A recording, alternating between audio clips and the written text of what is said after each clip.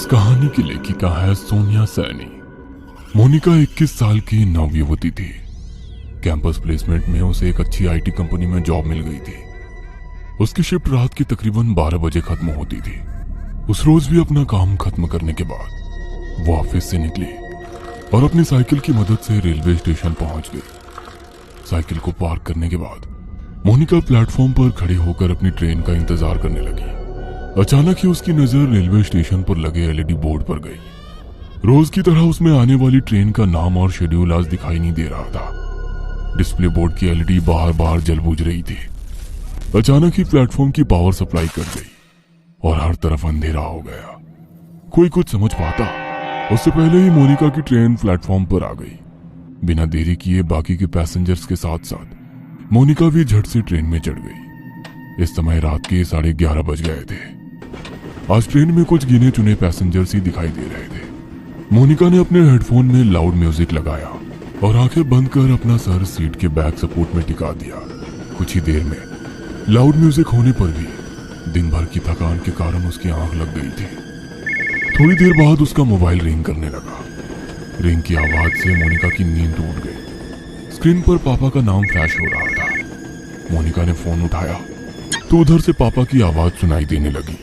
मोनिका बेटा, ट्रेन मिल गई थी ना? हाँ पापा, मैं ट्रेन में ही हूँ, आप चिंता मत करो। कौन सा स्टेशन आ गया है? पापा की बात सुनकर मोनिका अचानक से आंख खोलकर अपने कोच में चारों ओर नजर दौड़ाती है। उसे अपनी आंखों पर यकीन नहीं हो रहा था। पूरे कोच में बिल्कुल अंधेरा छाया हुआ था। ना तो कोई डिस्प्ले दिखाई पड़ रहा था और ना ही कोई अनाउंसमेंट सुनाई दे रहा था।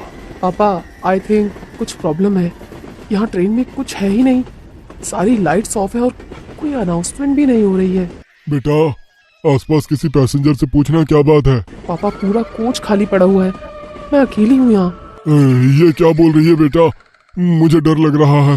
देख, ट्रेन जैसे ही अगले स्टेशन पर रुकेगी तू वहाँ पर उतर जाना, मैं तुम्हें लेने आ जाऊंगा। ठीक है पापा।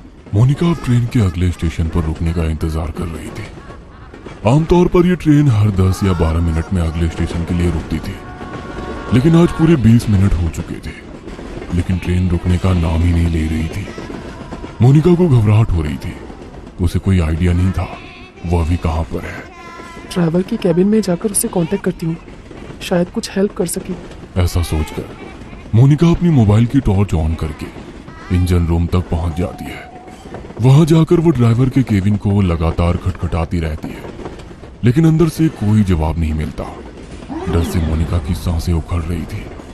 अपनी उखड़ती सांसों को शांत करके वो वापस अपनी सीट पर आकर बैठ जाती है। अब उसे बस ट्रेन के रुकने का इंतजार था ताकि वो नीचे उतरकर मदद मांग सके और अपने पापा को वहां बुला सके। इसी तरह 10 मिनट और बीत जाते हैं। अचानक ट्रेन की स्पीड कम होने लगती है। ट्रेन की स्पीड को कम होते देखकर मोनिका की जान में जान आने लगती है। कुछ